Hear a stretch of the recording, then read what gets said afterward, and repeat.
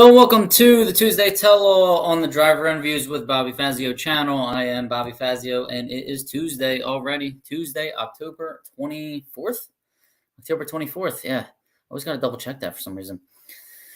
Winding out October. Racing season down the home stretch. Almost over. Lots going on, and we're going to talk all about it. So, thanks for joining me. It's a Tuesday night where I have Game 7 of the Phillies. Again, I'm competing with the Phillies playoffs for a third week in a row here. So, hey, the show must go on, right? What can you say? Walt Walker, there he is. Let's go. Happy Tuesday, Walt. Russ Abrams, good evening. How you doing? Thanks for joining us. Everything is wonderful. Everything is awesome. Just like the Lego song, isn't it? Shane Swayze, hey, Bobby, hope you're doing well. Great show like always. Thank you very much, man. Appreciate it. Thanks for joining. Thanks for tuning in. Dennis Chapman, how you doing, buddy? Saw Dennis this weekend. Tom Gent, tuning in from Mooresville. Tom and Russ. And Corey Harrison. How are you, Corey? Thanks for joining. I appreciate it. I always appreciate it. Driverinterviews.com is my website. If you could give my YouTube channel a subscribe, I would really appreciate that. I got to catch up to Revan Evan Smith, my buddy who was at the Dutch Classic this weekend. He's got about, 40 or 50,000 YouTube subscribers. I have about 3,700. So we're ticking away at it, right? And for anybody that doesn't know, that is free. People were asking me about that this weekend at the Dutch Classic. And no, it's absolutely free. All you need is like a Gmail address or a Google account to be able to subscribe because Google owns YouTube. So I'd appreciate that. If you need any shirts or hats, today I have my Lupe Tortilla hat on, if you can see the black lettering. Stickers, hoodies. I need to get hoodies. Wintertime is approaching, and I don't have any Driver Interviews hoodies, so I'm going to start working on that. And then Facebook and Instagram at Driver Interviews. That's the handle for everything. Use hashtag The Car Show if you're posting pictures of your stock or super stock rides. And let's get that hashtag, keep it going. I see a lot of people using it, and I'm happy about that. Lupe Tortilla, thank you to Lupe Tortilla, Stan and Sheila Holt, for their generosity this year, helping me keeping the show going, keeping the interviews going. I have more interviews to post. I've been falling behind a little bit on actual intimate interviews for the event coverage clips. So I'm going to get back on that. I have Dirk Olson that's probably been waiting patiently for about a month and a half now for his interview to come up. So his will be up on Thursday of this week. And I have more of them. I have the silver Mustang that I've been driving all year, Mark Sargenti's interview that I have to cut up and edit. So I got more content coming. I will be in Pomona. I will not be in Vegas, but I'm going to Pomona. I booked my flight. My wife's coming with me. We're going to make a little, mini moon out of that, if you will. And we will be at the race on Thursday and Friday, and then we fly out Friday night. So 2 days there. But looking forward to seeing everybody there. Alicia from Drag Insights, can't do this without her as well. So draginsights.com. If you don't have a subscription yet, that is free. And I don't know what you're waiting for. Check out your stats. If you want to check out your opponent's stats as a premium member, you can do that. Blank ladders in there. If you want to print out a bunch of blank ladders, or you just basically type in however many cars are at your event, and it gives you the ladder, a blank ladder. So you can use that. AHFS average saver. If you put in a bunch of runs that you've made, it'll tell you what you need to do to get your average back to safe territory. And there's not a whole lot of time left to do that, guys. So you might want to check into that. But all can be done at draginsights.com. We had fun with the Jags All-Stars. You can check out event previews now. It's a new thing that we've been doing. So we take an entry list from a national event like this Vegas entry list. Should be in there, and you'll be able to kind of see everybody's like average under the index for the year. You can check it out by track. You can check it out their average reaction times, a bunch of different things you can see. Draginsights.com. Go there, sign up. Rob Youngblood, advancedclutches.com. Rob, thank you for your support this year as well. If you want to switch to the stick shift, or if you already have one and you need a little help with it, Rob is your guy. Go to advancedclutches.com and he can get you set up. Counterweight, base pressure, finger heights. He's got it all. Don Kennedy Race Car Insurance. Insure those race cars, guys. The policies are starting, very low. 602-284-6240 to reach out to Don. He'll probably be at PRI also, which I'm also going to PRI, and I look forward to seeing anybody there. You can hit up Don Kennedy at donKennedy@gmail.com. And there's a form you can fill out. All the policies are written through Haggerty Insurance, not some fly-by-night, outfit here. This is the real deal. Real deal, Holyfield. PontiacEngines.com is Bruce Fulper. He's Mr. 428. He's the founder of that 428 cubic inch combo that many ladies and gentlemen choose to run in GT Superstock in their Cobalts and Cavaliers and G5s or whatever else they got. But thanks to Bruce Fulper, that is the thing. PontiacEngines.com is the website. Rock and Roll Engineering is the outfit. All right, give him a call. Hit him up. CP Carrillo Pistons. CP Carrillo, the only piston I've ever run in my 289 Superstock cars, which engine assembly is finally underway. Finally got everything going here. And Rick Pennington is my guy at CP Carrillo, rpennington at cpcarrillo.com. Don't forget the hyphen, 2 R's, 2 L's. And don't forget to tell all of these sponsors that Bobby Fazio sent you. Okay? I appreciate that. Total Seal Piston Rings. Design the rings and the pistons together. Total Seal and CP Carrillo are in close contact. They can help you out. They can really get you set up. Okay? You don't want to mess that up. I messed that up for years until I really found out how important that was. All right?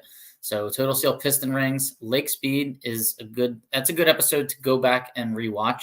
You can learn a lot about, honing and the importance of the crosshatch. And he gets out that little profilometer and shows us some tidbits on that. So I recommend that.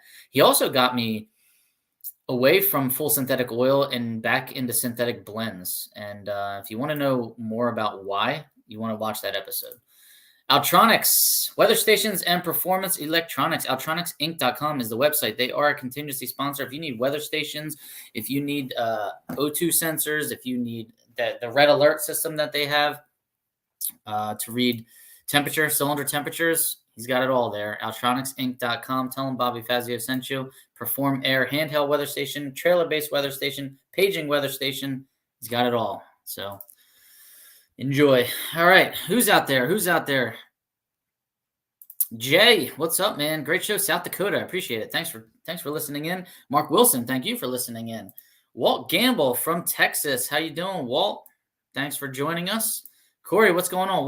Working on the videos from Rockingham. All right, good. So Corey was in Rockingham, and I don't know if anybody's aware of this. Nostalgia Nick's Garage, I think it's called. Check out that YouTube channel, Nostalgia Nick.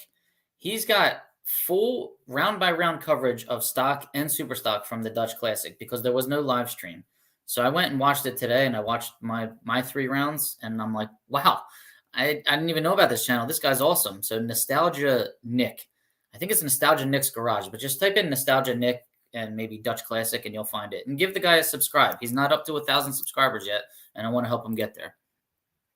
Warren Monteith, how you doing? How about Chuck and Steve Camella, the big win at the Dutch Classic? So for anybody that's not aware, there were 5 cars that showed up at the Hemi shootout there in the Dutch Classic, and Steve Camella took it home again. He beat Jimmy Daniels in the final. Nick Ryder is listening, Mr. Frazier. Shane Swayze wants a couple stickers. All right, man. Direct message me or PM me your address, and I'll send you a couple. Jose, what's up? Blank message, but thanks for tuning in. I appreciate it. Locked and loaded for racing news. Thanks, Scott. Appreciate it. Hey, how you doing? Hashtag the car show. Pete, I got a car for you. I got a nice black Mustang for you. Robin Lawrence is in town. #1 qualifier recently.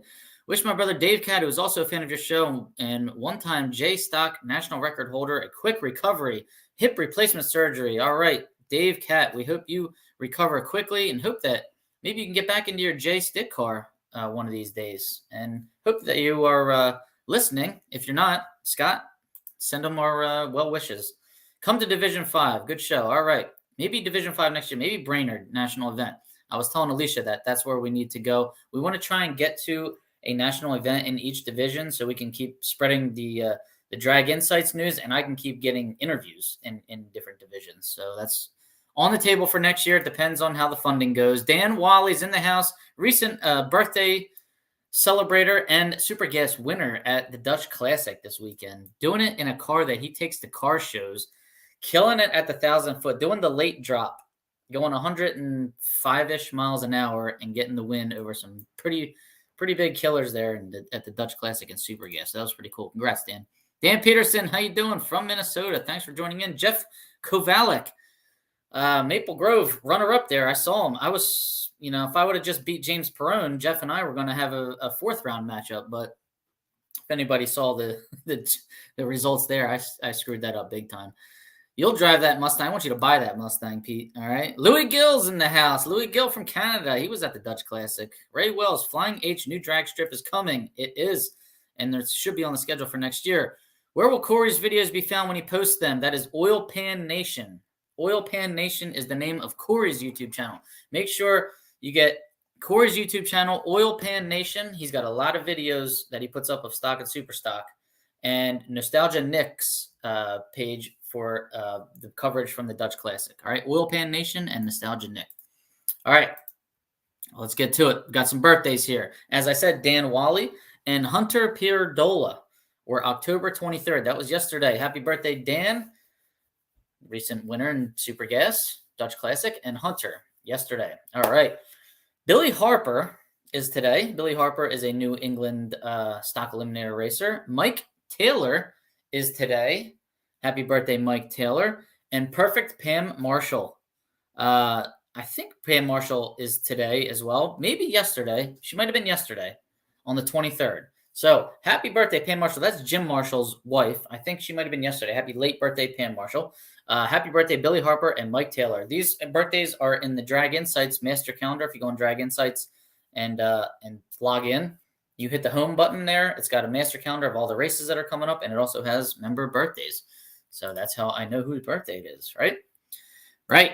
Okay. Didn't really have to travel this weekend, thank God, but I was close to home racing at the Dutch Classic. But I forgot to tell you a funny story when I did travel home from Dallas. So Sheila Holt gave me this cool little jar, not even a jar, a little like case of seasoning. It's awesome seasoning. She said, you're going to love it. All right. It was like this big. It's round. It's got labels all over it. This cool like seasoning. You put on steaks, chicken, whatever. Okay. I'm in the Dallas airport going through my TSA pre-check, and I set off an alarm. Okay. All right. They pull me off to the side. They're going in my bags, and they take that seasoning out. And it's like, oh, my God. They started going through all my bags, pulled me over. First guy has to search you, pat you down, do all that. Then another guy had to search me. I'm standing there, like out of a movie, like the bozo that's over here getting searched. Who's walking by but like Camry Caruso and a couple other people that I race with. And I've never met Camry. She's a pro stock racer, but she like saw me getting searched. And then after that was finally all said and done, I mean, there was a lot of explaining I had to do. What is this pepper? Where'd this come from? The seasoning, we never heard of it. It's unlike any other the quote, they said, unlike any other seasoning we've ever seen before. And I'm like, dude, this is Texas. Have you ever heard of Lupe Tortilla? There's a bunch of them all around here. The owner of that company gave me that seasoning. And I don't think they believed me. They gave me the whole, likely story look, No, it was real. So anyways, I finally got through. They had to wipe that cloth on your hands, wipe it on the season. Oh my God, it was so embarrassing. But anyways, that seasoning is killer. I used it on chicken and on steak this past week. And thank you very much, Sheila Holt. Boom. It was worth the strip search. But yeah, I did when I got on the plane. Of course, Camry Caruso was at my gate, and she commented on, how'd the strip search go. And I felt like I had to explain to her that I am not a threat to anyone or anything, and that it was total dumb luck. So it's yes, Walt, that should be the seasoning so good it should be illegal. That should be the slogan, right? Need a Ford Stalker or Super Stalker? Dan, do you need one? Because I got one. I got a Stalker for you. And this one already flashed up and it's flashing up again. So there we go. Oil Pan Nation is Corey's page. So I thought you might enjoy that little story of me getting totally embarrassed at the Dallas airport, probably on some list now for all I know. All right, let's get to some results here, and then I have some thoughts about what happened this weekend. I wanted this to be a short show because I want to go watch the Phillies, but I don't think it's going to happen because there's a lot to cover. We're going to start in Rockingham. That's Division II. Very difficult to find results for this past weekend. Thank God I got Jim Marshall texting me. I had Jim Schachter texting me, and Drag Race Central actually put up results from the Dutch, which was wonderful because they don't normally do that. But the results from Rockingham started at like round 3 or 4. So I don't know who the number one qualifier was in the divisional at Rockingham, but in stock eliminator, Michael Brand got the win in a factory stock AA Cobra Jet Mustang supercharged. He's got a really cool blue what's Firebird, like Trans Am or something like that, 70s.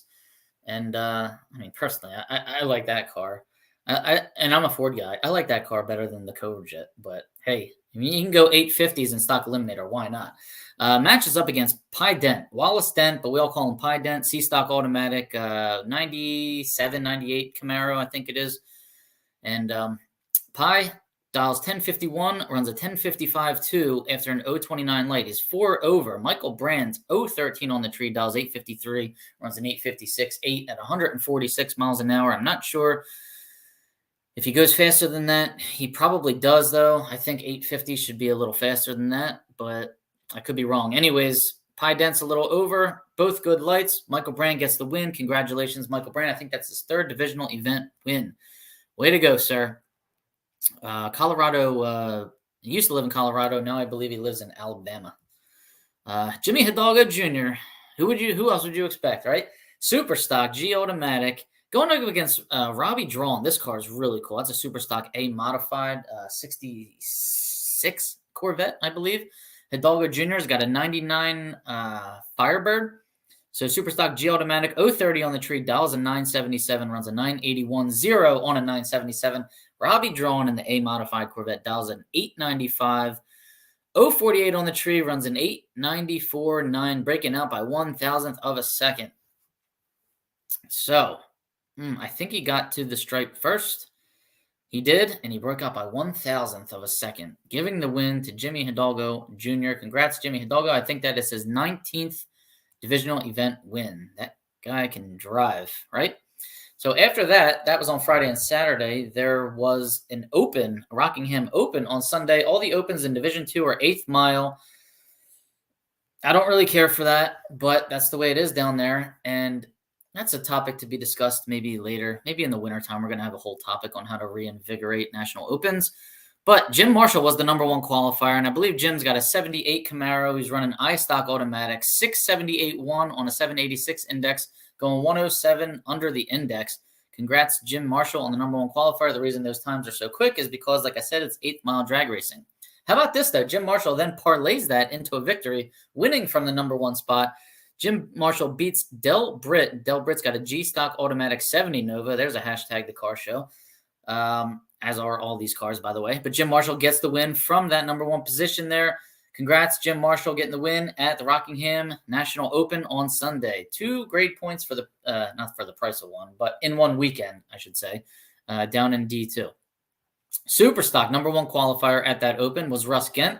His father, Tom, is on here right now, I believe. Superstock J automatic, it's a 94 Camaro, 621.6 on a 710 index, so that's 88 under the index. Congrats, Russ and Tom, on the number one qualifying spot.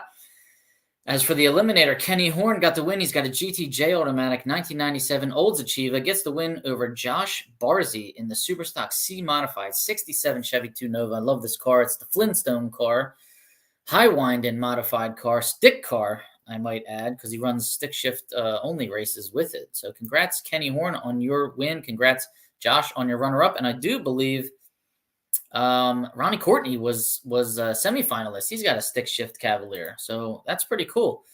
Congrats, stick drivers, making it happen. I mean, stick shifts are much more competitive now, I would think, than they were about 10 years ago. They're so consistent now. You see them in the late rounds a lot more nowadays than you used to. There was also a makeup there. Galat Open was made up there, I believe.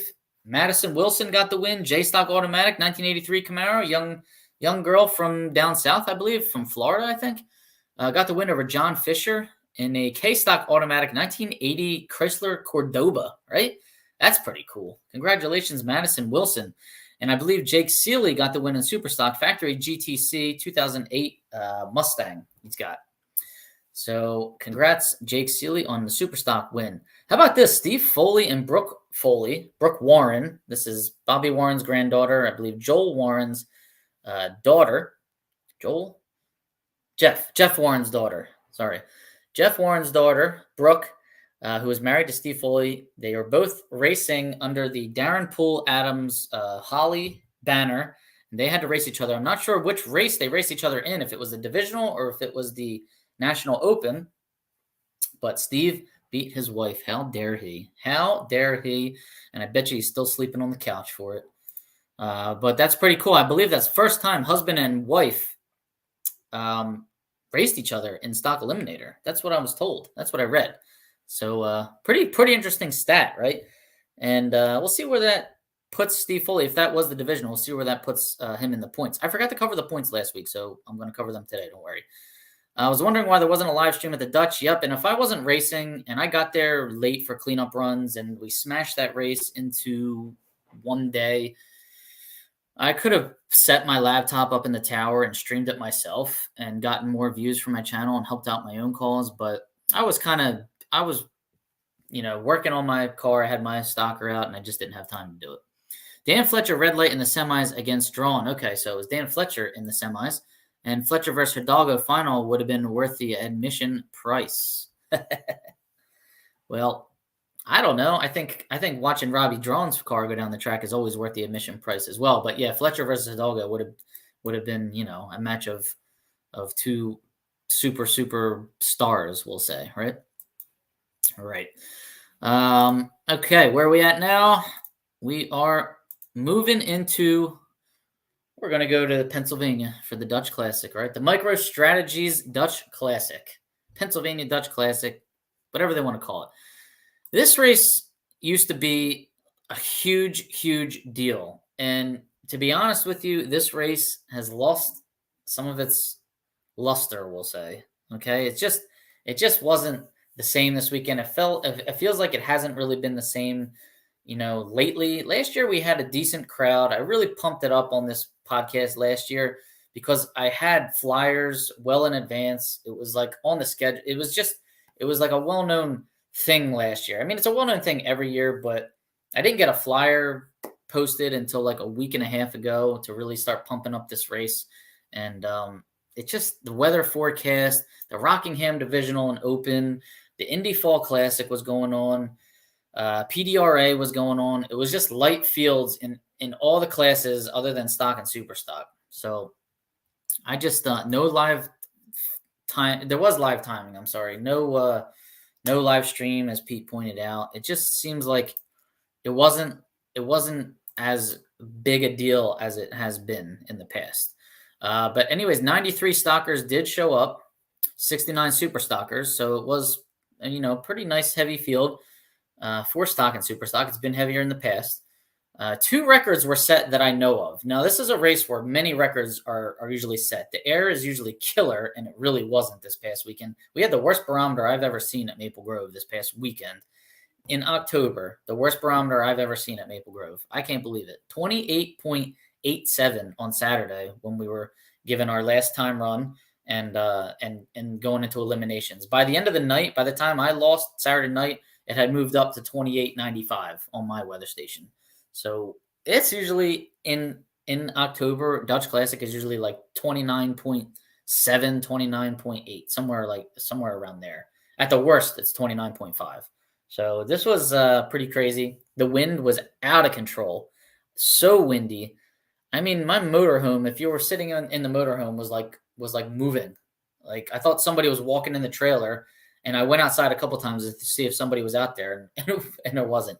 Crosswind, I mean, going down track like skating. It was pretty crazy. But anyways, as far as records are concerned, I know Dwayne Hoven set one in super stock. That's a GTQ automatic 71 Maverick, running a 1968 Mercury 302 230 horse engine in it, and Dwayne went 1.008 under the 1175 index. So he went 1074 with a 2 on the 1175 index. And it's a shame that error just wasn't better because I'm sure he could have went a little faster than that. But he passed the teardown and he gets the record. Congratulations, Dwayne Hoven. That wheel standing yellow Maverick grabber. Everybody loves that car. And if you haven't seen it, go to my interviews and check it out. Scott Gove, we believe, set a record. I don't know for sure how fast he went. It's an A stock automatic 69 Camaro wheel stand, gorgeous Camaro. It's like a maroon color, and somewhere 1074, 1076-ish is what we think that it went.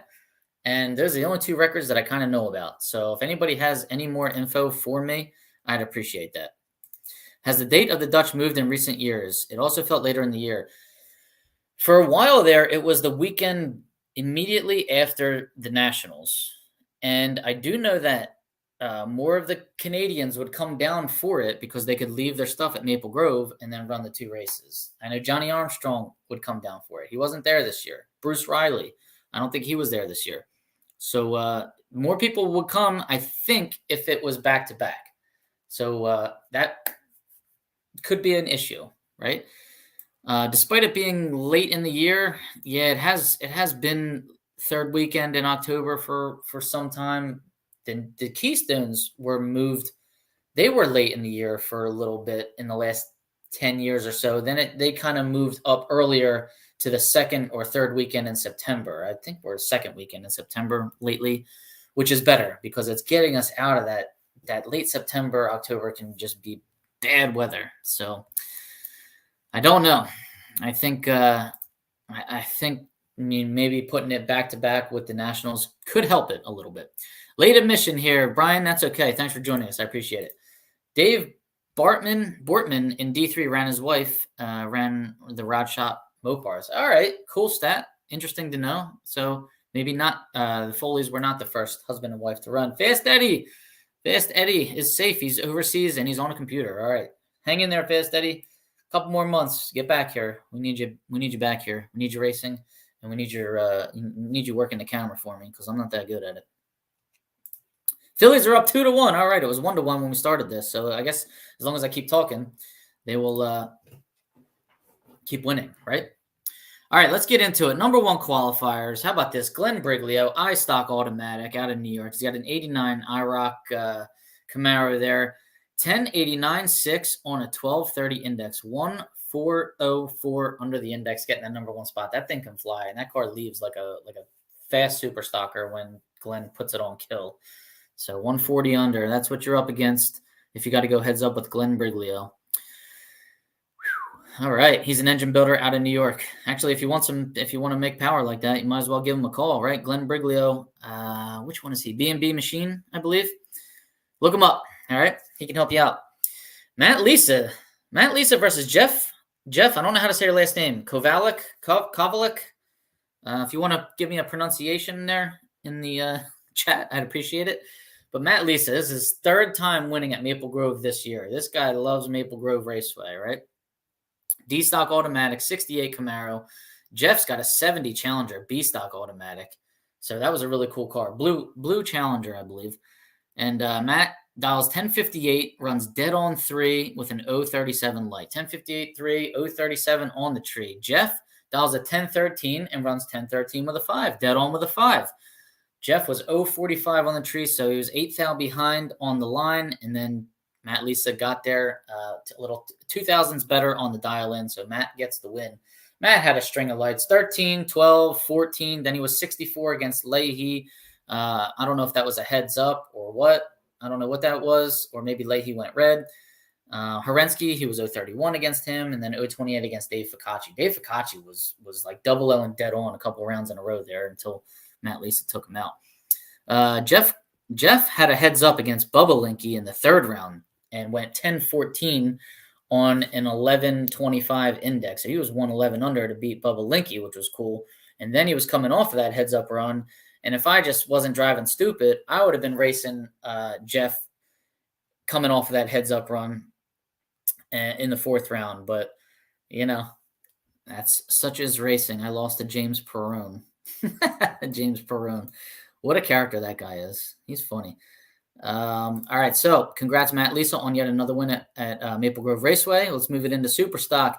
Ed Heisey, I think his name is, GTN Automatic. It's an 86 Camaro with a 327 in it. 981.8 on an 1130 index. 148.2 under the index in Superstock. GT Superstock. Amazing. I don't really know who that is. He's out of Lancaster, Pennsylvania. It's an 86 Camaro, GTN Automatic. So that's flying. Congrats on that number one position at the Dutch Classic. How about this? Phil Langford in the final round of Superstock and in the final round of Super Comp. And yes, you probably have seen he gets the win in both of them. Good karma here if you are one of the people that believes in karma, right? Phil Langford saved our ACO divisional, put up the money to get it rescheduled at Maple Grove back in August. He made that happen. Gold Rush Trailers is his business, and good fortune shines upon him here. Factory Superstock E's 036 on the tree, dials a 9 flat, runs a 9017, getting the win over big-time engine builder Tom Boucher in the 87 Camaro. Tom, GTG automatic, dials 961, ran 962.6 with an 068 light. Phil Langford got the win. Congrats. That's a 2014 Copo, and it says Gold Rush on the side. Congrats, Phil Langford. Way to go. Way to go. And then Phil Langford came around. I think he did it in Super Comp first. Got the win in Super Comp against Chase. Can't remember Chase's last name right now for some reason. It should come to me. Chase. What the heck? How do I not remember his name? But anyways, Phil Langford got the win in Super Comp over a killer driver. Came back around in Super Stock and got the win in Super Stock. Doubling up at the Dutch Classic. Well deserved. Congratulations to Gold Rush Trailers, Phil Langford. All right, let's move it into Indianapolis. Fall Classic. All right, so it's kind of hard to find results for this, but thank God for Facebook. I saw pictures on there. Kovalik. All right, thank you, Jeff. I appreciate that. Against the Pineapple. Oh, Tom. Yeah. Get out of here. Did Heisey put a quadrajet on his motor to run that fast? I believe he runs a 327 with a 4GC on it. Yeah, I don't know, man. That's flying. And I really feel bad that I didn't get to. I saw some really cool cars out there. I didn't get to film anything. It was just I was sad that they squashed that race down into the 2 days that they did. But I saw like a 62 Vet running G stick. I mean, I saw you see cars at the Dutch Classic that you really don't see all year. It's a really, they need to put hashtag the car show on the flyer for it next year because it is really cool. I didn't get any footage, but Nostalgia Nick's garage there, look up his YouTube channel. D1 needs back-to-back races. We don't have any. The closest is the Epping National and Lebanon Valley points. Yeah, you're right. We don't have that. But I mean, what could we put? We can't do 2 races in one weekend in D1. I just think our car counts are too high for it. Like the other divisions can do it, but back to back, as far as that's concerned, I don't know. Maybe like the Cecil and Maple Grove divisional back to back. I guess they're like an hour and a half drive from each other. But yeah, it's a good idea. Maybe we can put something together there. Big money for the Hemi Shootout at Belle Rose next month. Yeah, it is. And I know the racers are heading down there. The Hemi Shootout was it was different this year at the Dutch Classic, to say the least. Hey, Jeff, great job at the Dutch. Heisey is the old Wally Clark 3rd Gen Camaro. Joe Scott briefly raced it after his truck burned up. Oh, good to know. Thank you for that information, Brian Warner. All right. So yeah, well, I mean, if Wally Clark owned it, and Joe Scott even raced it, yeah, if an engine from that realm is in there, it's got to be fast. D1 has help issues for doubles.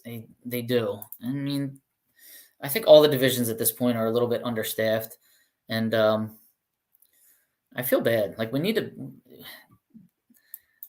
I need to like put together episodes to like try and just spitball ways to solve a lot of the problems.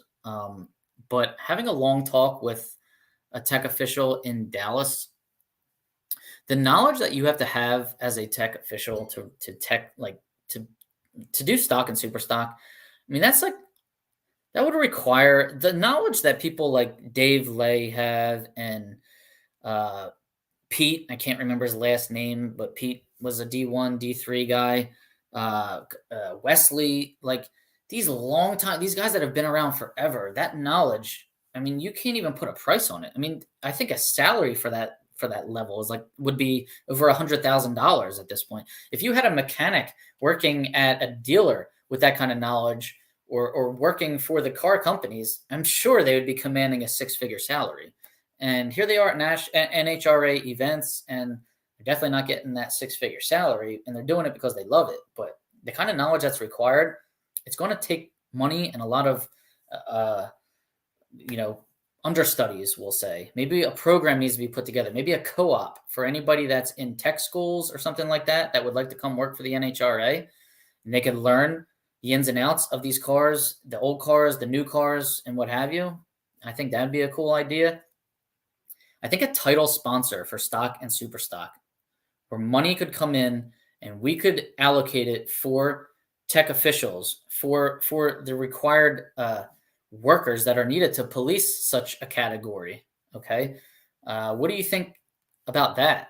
Can we get our own title sponsor? Are we allowed to do that? If I was to go out tomorrow and a company said they would like to give us $1 million to title sponsor stock and super stock,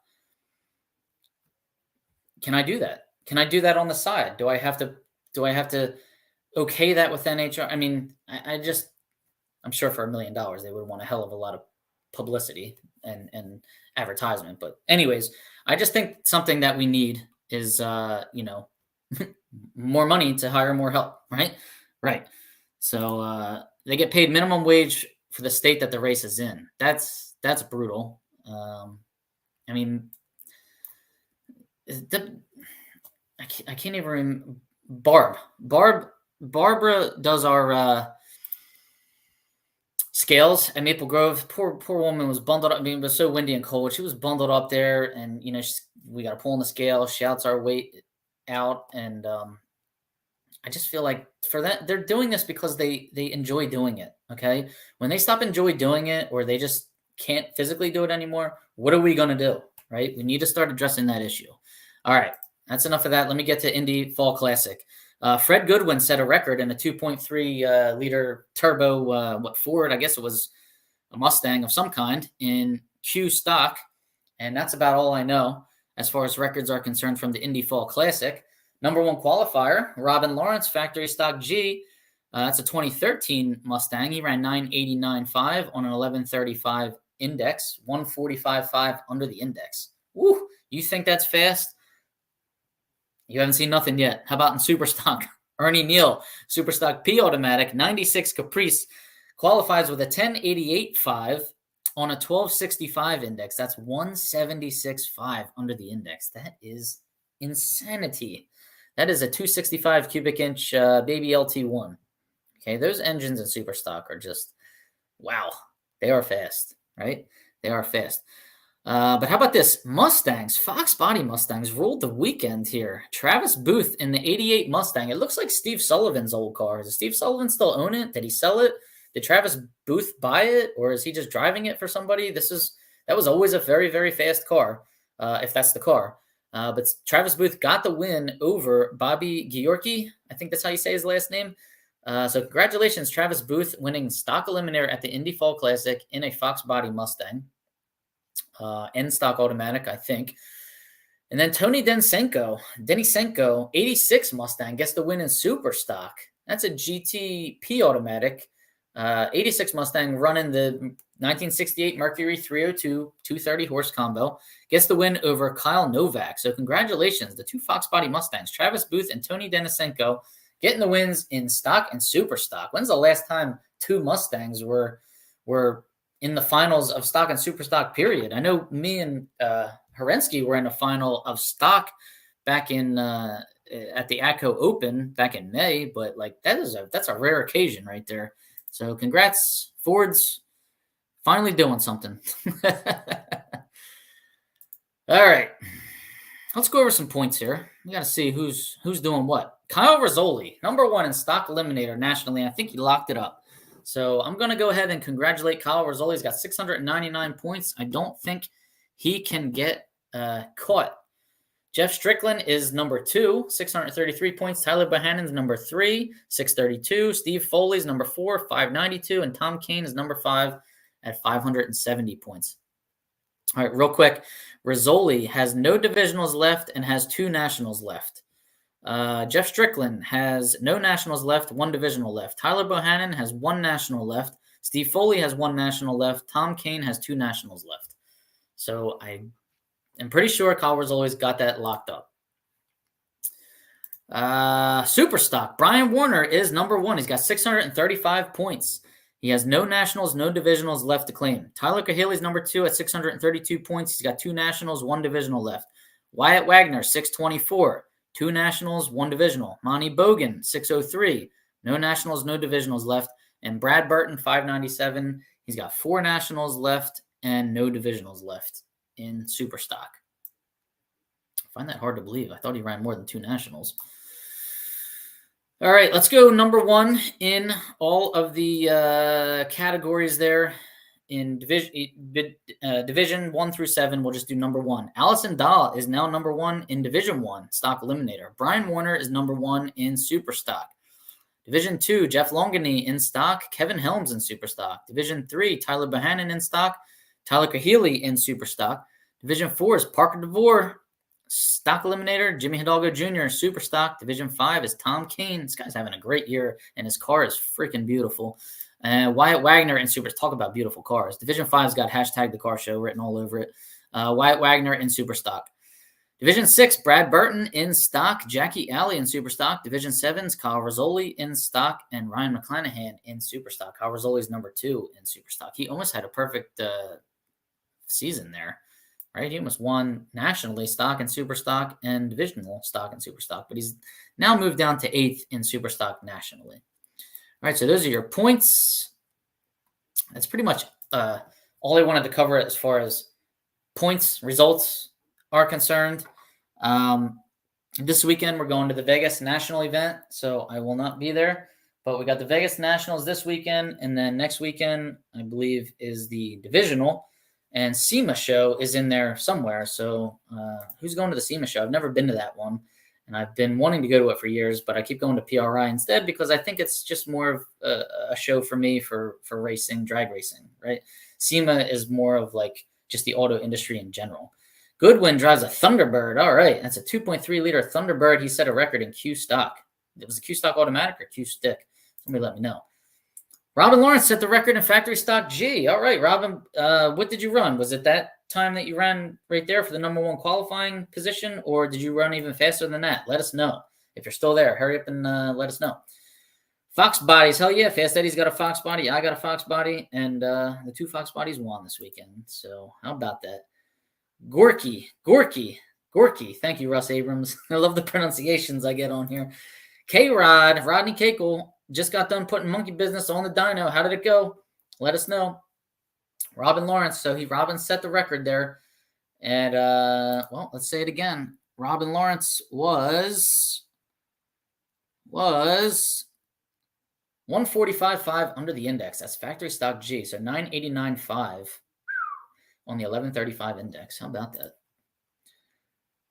Oh, man, you ran 159 under in the eliminator. Now, why can't that just take the record over? The engine should be still sealed up. Why can't we do that? I don't understand. I think if you run, if you run fast like that, you should just automatically get the record, especially if you were torn down that day and the paint is still all over it. It's still sealed up, right? Q Stick, that was. Ooh, man, how about that? Philly's down 3-2. Are you kidding me? Oh, come on. Made 472 to the wheels with the old motor. All right, and that's a 396, 325. Very cool. Okay.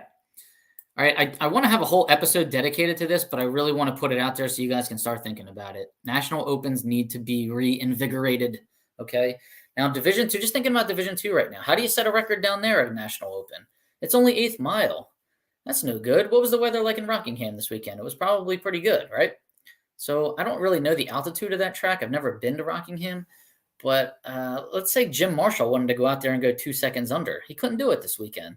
He couldn't do it at the divisional because he would get a severe hit, horsepower hit. But you can't do it at the eighth mile track, can you? Can you set an 8th mile record there and get torn down and go through that? Is it worth it? I mean, I'm sure you could, but is it worth doing, right? And that goes back to the topic that we revisit every couple months. Are records even worth it anymore? How do we make it more worth it, I should say? So I really would like to talk to NHRA about that. I'm going to see them at PRI, and maybe I can do some begging and pleading and say, hey, can we get back in National Dragster once in a while? Get a print in there with the record holders, so people that aren't online all the time can see it. Can we get a little bit more? It'll give us something to pitch the sponsors, maybe. Just things like that. What's up? Me and Brad are here, tuning in late. What's good? Hey, Darian, how you doing? Results and results. That's it, pretty much. Last year, Marshall did set the record. All right, so he still has it. Cool. We need national records posted in National Dragster again at least once a year. I mean, I think it should be more than that. 103.7 correction at Rockingham on the weather station. All right. We had a 105-ish at the Dutch Classic, believe it or not. Steve Zupka's in the house. Steve Zupka. I'm sorry, Steve, you did not clinch your championship down there or your top 10 or whatever you were trying to go for. I think you were trying to clinch championship in what, comp eliminator? So sorry it didn't go your way, pal. And maybe stock eliminator you were too.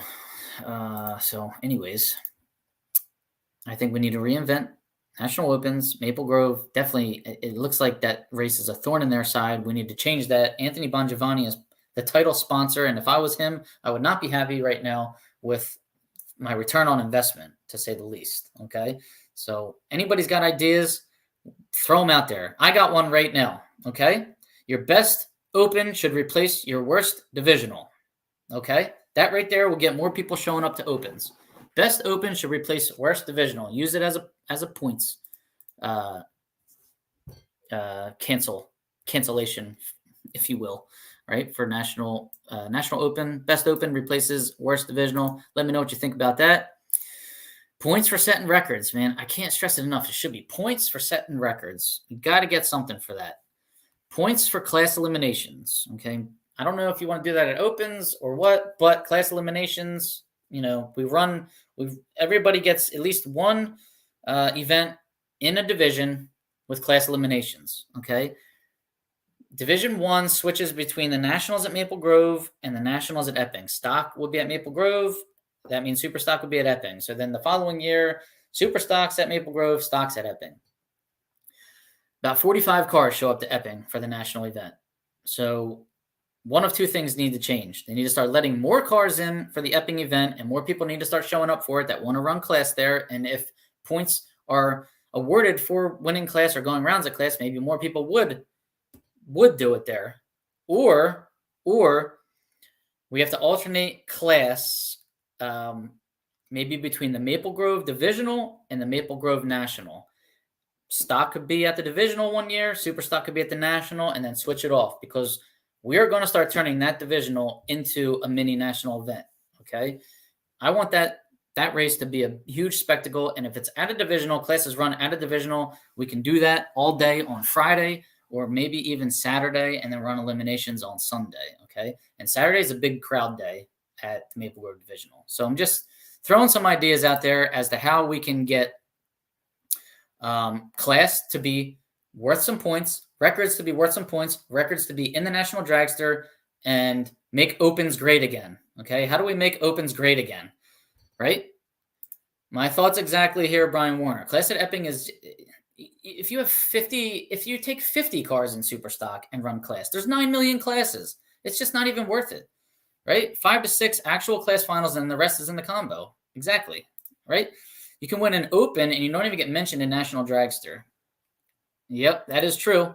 I think we should count opens. I know, Mark. So do I. At least one of them. At least one of them. I don't really know what the point of opens are right now. I really don't. Because I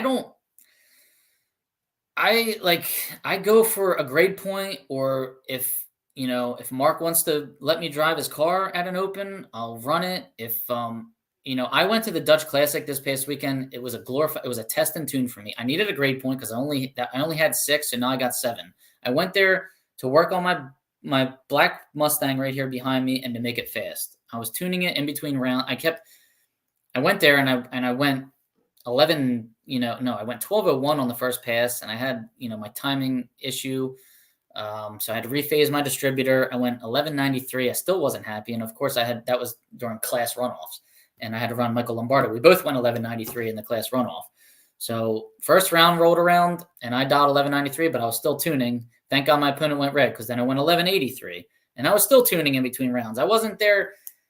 It was just it's not. I go to an open for a grade point or to get some data, to be honest with you. And I run the lowest maintenance cars that I have. I don't bring my 289. I don't bring my super stocker to an open anymore. It's just not worth it for me. I can't waste runs on it unless I'm trying to get some data, and I need a grade point in super stock. It's just not happening. I'm not going to waste, 8,000 RPM launches and things like that on an open at this point. I see no point. It's just no contingency money. It's just not, they're not big anymore. So unless we can start changing some of that, I don't know how we're going to make these better. So throw out your ideas. I'll start pinning my ideas down, and maybe we'll have a whole show dedicated to it. Maybe we'll have, some track owners on. Maybe we'll have whoever come on and explain to us why opens are kind of going the way they're going right now. Okay. Russ won silver dollar, and there was nothing, and that was an open. That's a shame. Okay. That needs to change. Virginia needs class. Yeah, but Virginia is another race that just doesn't get a huge car count, or they don't allow a big car count in. So if Virginia's even on the schedule next year, maybe we can think about that. But Virginia doesn't want nationals anymore. Hopefully they rethink that. Hopefully NHRA entices them to want nationals again. So it just, some things need to change here. we gotta figure that out. Okay. When a track says they don't want a national event, that's a problem. That's something NHRA needs to really look at and say, why do you not want a race where you get 20, 30, 40,000 people in the gate? Okay. Something's wrong. What day? I'm going to be there Thursday, Friday, and Saturday. Flying out Saturday around noon, so I won't be there for all of Saturday. I'd love to have a reason to take an open seriously. Well, there you go. I just threw out 2 of them, so hopefully more people have more reasons. Virginia's supposed to be the June national event next year. All right, let's hope, because I wouldn't mind going down there, even though I hate driving on 95. It's really just a 6-hour straight shot. So I'm hoping they have one. All right, guys, I think that's it for me. Is there anything else? Oh, yeah, this race here. This is this weekend. Tom Baker's on the cover of it. Look at that, Trip and Fish. October 28th, Capitol Raceway. It's down in Maryland, Crofton, Maryland, to be exact. They have cars 1955 to 75, so it's going to be a vintage stocker, super stockers, or FX. It looks like there's going to be a stick and automatic eliminators. The gate fee is only $60. The entry fee is only $40. So for $100, you're going to be racing for some cash. Why not? Top dog bonus to the winner of the stick and automatic finalists shootout. They're paying out through the semifinals. It's bottom bulb. There's no delay boxes or any electronics allowed. I don't know if 2-steps and air shifters and trans brakes are allowed or not, but you can call Dave up 410-206-9427 and ask him all about it. All right. Dave is 410-206-9427. Good luck anybody that's heading there this weekend. It sounds like a fun race. I know Tom Baker did really well there. Last year? I think he won it, actually. So, Tom, I don't know if you're going to bring the Duster down there or not, but I think you should. We need races to be like it was in the 80s. Well, we're trying. Maybe Winston would come back. Can we get a cigarette sponsor? I think NHRA would take any sponsor at this point, right? Tom was runner-up last year. All right. Oh, Darian, also, back to Darian's comment, that's why Darian runs a really cool Tribute modified car. It's an 80s, modified car. It's got Winston stickers on. It's got all these old stickers from the 80s, so it's really cool. Nationals are money losers for most tracks. It could be. They might be. I don't think they are for Maple Grove, though. Maple Grove always has the biggest one every year. So I think Koretsky wants a higher paying title sponsor for that race since it's so big. Darian, call Winston up. Call Winston. Go get him. Smoking. Start handing out the free cartons of cigarettes again at national events. All right, guys, I'm going to go watch the Phillies and see if they're winning, losing, what's going on with that. And if I forgot anything, put it in the comments there and everybody can see it. All right. Thanks for tuning in. I appreciate it. I appreciate my sponsors. I appreciate all you guys tuning in. I can't believe we're still doing this. It's still going well. and I do enjoy it. So I'll see anybody at PRI. I'll see them at Pomona. Come find me. All right. Shoot me a text. Let me know if you need me to bring you a shirt or something. I can't wait to get out there. All right, guys. Thanks for joining. Have a good night. Take care. Safe travel.